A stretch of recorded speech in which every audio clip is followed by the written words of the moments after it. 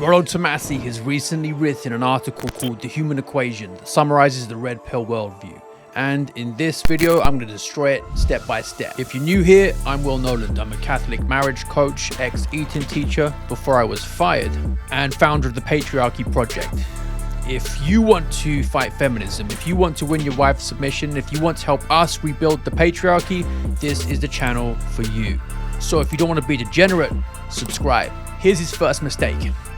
Why would evolution, he asks, prioritize the proliferation of a species at the expense of the individual organism? Prioritize? Evolution doesn't have priorities. Using goal-directed language like prioritize entails that evolution has goals, but it doesn't have any. The watchmaker is blind. Rollo can't help talking about meaning. As he says, only humans agonize over the meaning of life, including himself. For him, reproduction is our meaning in life, and he presents himself as a tough guy, here to give us this hard truth. Touchy-feely humanist psychology hates this combination of reductionism and determinism. Bro, don't you know that Genghis Khan was a raging success from the evolutionary equation's purview? But the joke is on him. Here's why. Evolution has no purview, no intention, no understanding. But he can't resist personifying it or treating it as a purposeful process. Nor can reproduction have any meaning in a meaningless universe as part of a meaningless process utterly devoid of objective value. Stop talking bullshit. Rollo wants to claim that passing one's DNA onto the next generation is the point of life. Yet this assumes evolution has a point, and it doesn't. We're going to get onto the next mistake in a second, but if you're a married Christian man and you want to regain your wife's respect and reignite your love life, I'm currently offering free coaching sessions. The other men in the program are getting life-changing results, and if you're committed, you will too. Click on the link in the description to apply. This next mistake is one of my favorites. When men kill a rival, an unfaithful lover, or kill themselves after discovering the children they raised to adulthood are not biologically their own, this is the evolutionary equation balancing itself or attempting to. That is nonsense. In the materialist evolutionary worldview, it is not the evolutionary equation balancing itself at all. It's just matter blindly behaving according to the laws of physics. There's no balancing goal in mind, nor do the men even have minds. Their minds are just their brains.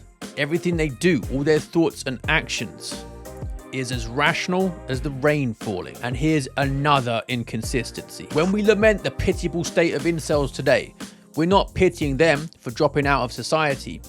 We see them as genetic dead ends. They represent the extinction of a genetic line.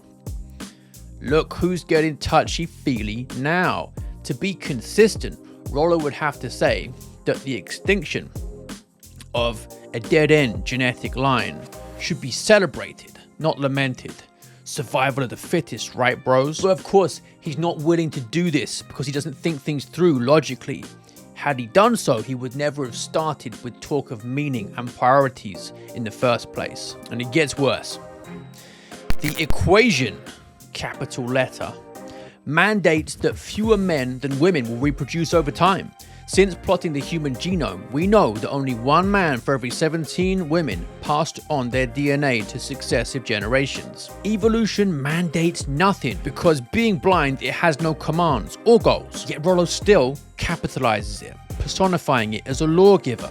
Even if we'd missed the earlier, subtler examples of this, this one gives the game away. Embarrassingly, Rollo also repeats the fornicator's favorite factoid that 17 women have reproduced for every one man. Actually, science shows that 80% of women throughout human history have reproduced and 40% of men have.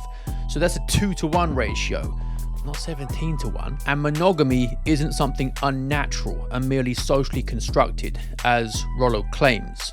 The earliest hunter-gatherer humans were strictly monogamous, and intense pair bonding drove the flourishing of the human species. All the most successful societies have been monogamous, and if monogamy isn't natural, then what could his problem with the sexual revolution possibly be? If our innate nature is to be promiscuous, then the breakdown of monogamy in the family would just be evolution doing its thing, right? It'd just be natural. Feminism in fact, would just be another evolutionary adaptation. It too would be natural, no better or worse than any other way of living, because all of them are equally meaningless. Here's a puzzle for you. According to Rollo, I'm basically a more complex form of pickup truck for my genes. If so, it doesn't matter if I live as a feminist simp, and according to him, the reason is simple. Nature, evolution, doesn't care what our genes' vehicles think is meaningful. Its only directive is solving an evolutionary equation by ensuring our genes' immortality in this physical realm. By now, you recognize the familiar flaw.